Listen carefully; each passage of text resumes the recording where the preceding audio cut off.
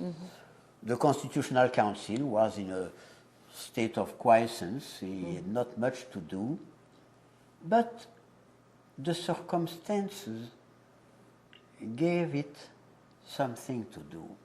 There was, in 1971, there was an interesting case. 1971, the date is interesting because that was just 2 years after the riots of 1968, which were so important in France, as you know. In 1971, we had a number of left-wing organizations in France, left-wing, extreme left-wing political parties. And one of them had been dissolved by the government in 1970. The government had dissolved a left-wing organization which was called La Gauche Prolétarienne, proletarian left, I don't know how it makes sense. It had been dissolved. But some intellectuals, only intellectuals can do that.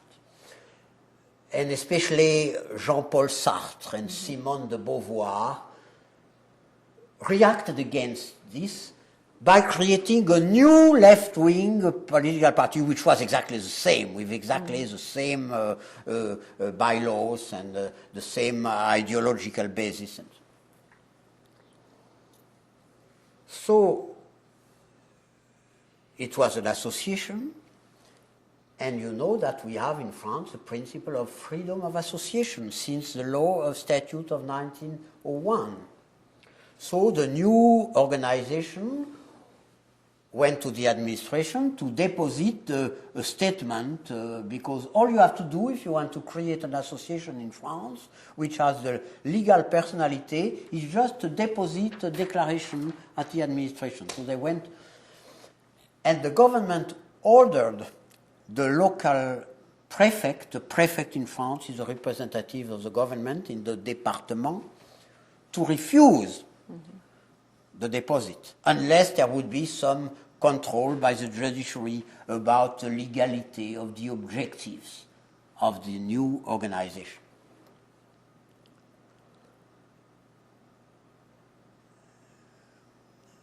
The prefect refused, but his decision was annulled by the administrative court for excess of powers.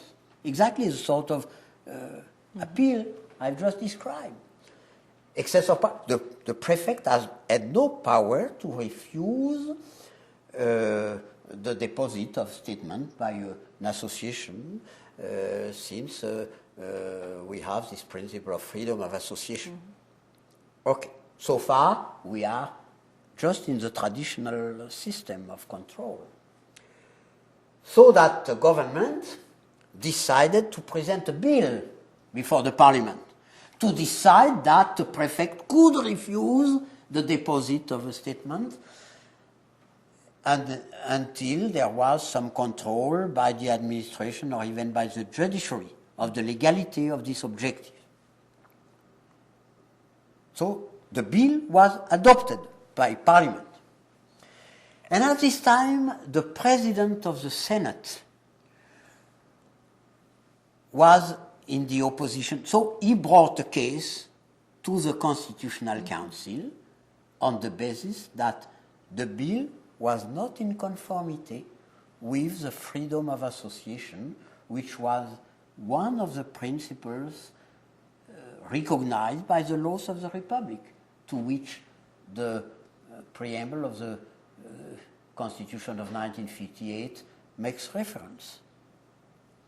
Nobody thought that the Constitutional Council would be in favor of such an interpretation, because that was completely new. So far, the Constitutional Council had been concerned only with cases of dividing the competence of Parliament and government. That was something completely new for the Constitutional Council. But unexpectedly, quite unexpectedly, the Constitutional Council decided that indeed the bill was against the Constitution, and that it could not be prevailed because it was against the preamble of the Constitution. So this decision is fundamental. It is as important as Marbury and Madison. I wouldn't say that some people said it is a French Marbury and Madison. I wouldn't say that. It's not exactly. But still, it was almost as important. It was a complete turn. First, because now the Constitutional Council realized that he had the tremendous power to invalidate a statute which had been normally voted by Parliament. And second, it solved the problem of the legal value of the preamble, because so far there was still some debate among the academics. Is the preamble part of the Constitution? Has it real legal value?